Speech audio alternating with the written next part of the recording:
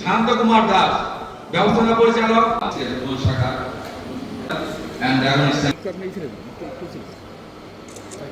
প্রত্যেকটা জায়গায় কিন্তু স্বৈরতন্ত্র ছিল, কারণ আমরা আমাদের কাজকর্মগুলো সঠিকভাবে পালন করতে পারিনি। আপনাদের উপস্থিতি পেয়ে আমরা আনন্দিত হয়েছি। আমরা যে হসপিটালের ব্যবসা করতেছি, রূপগঞ্জে প্রায় 25টি হসপিটাল, আমরা মনে করি প্রথম হলো আমাদের সেবা, পরবর্তীতে আমাদের ব্যবসা। আমরা জানি আমরা যারা মালিক পক্ষ আছি, আমরা কেউ এটাকে মেন ব্যবসা হিসাবে নিইনি। আমি আগামী কথাই বলতে পারবো যে আসলে এই আগামী দিয়ে আমার ঊর্ধ্বগতির দিকে আমি ধাবিত হয়েছি।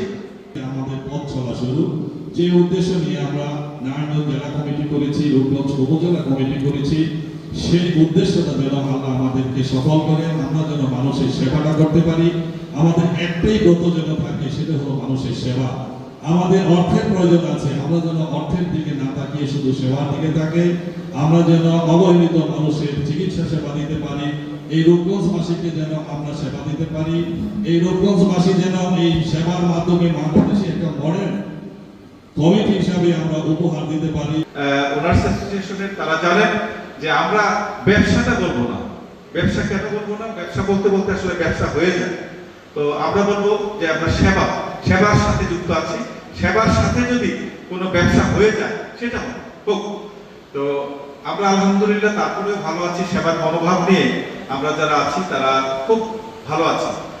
আমাদের রূপগঞ্জের কথা আমি বলতে চাই, যেহেতু স্বাগতিক জায়গাতে নারায়ণগঞ্জ জেলা কমিটির নেতৃবৃন্দ এসেছেন, তাদের উদ্দেশ্যে বলতে চাই আমাদের এই সংগঠন, আমাদের এই টোটাল বেল্টের যারা যে হাসপাতালগুলো রয়েছে তাদের সাথে সম্পর্কের বিষয়টা আমি আপনাদেরকে জানাতে চাই। সব জায়গাতেই এমনটা থাকা উচিত।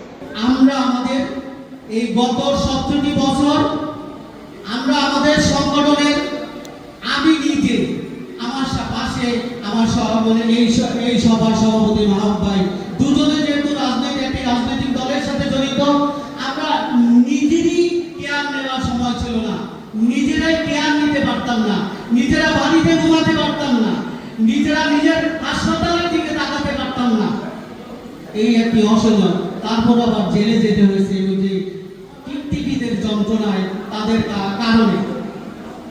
তো এই অবস্থায় আমরা আমাদের সংগঠনটাকে আমরা গুছিয়ে দেখতে পারি নাই, আমার নিজের অবস্থায় যখন দেখতে পারি নাই, সংগঠন গড়িয়ে দেয় একটি পরিবেশ। যখন 5ই অগস্টের পরে এসেছে, আমরা সংগঠনটাকে গুছিয়ে নেওয়ার চেষ্টা করেছি, সংগঠনটাকে বুঝে নেওয়ার চেষ্টা করেছি, এবং এই 17 বছর যাদের করাতে ছিল, যারা এই সংগঠনটাকে নিজেদের কাজে ব্যবহার করেছে, তাদের থেকে আমরা মুক্ত করেছি। একটি সুন্দর কমিটি আমরা ফেব্রুয়ারি মাসে আমরা 4 সদস্য বিশিষ্ট কমিটি নিয়েছি। পরে এপ্রিল মাসের দিকে আমরা একটা পূর্ণাঙ্গ কমিটি, এপ্রিল মের দিকে আমরা পূর্ণাঙ্গ একটা কমিটি করেছি। আমাদের আসলে সংগঠনটার বয়স হলো এই 2 মাস বা 3 মাস পূর্ণাঙ্গ বয়স। আর ফেব্রুয়ারিতে আমরা 4 সদস্য বিশিষ্ট কমিটি, যেটাতে আমি ছিলাম, মাহবুব ভাই ছিল, ফারুক ছিল, আরেকজন আমাদের পূর্বতন একজন তিনি শাহিন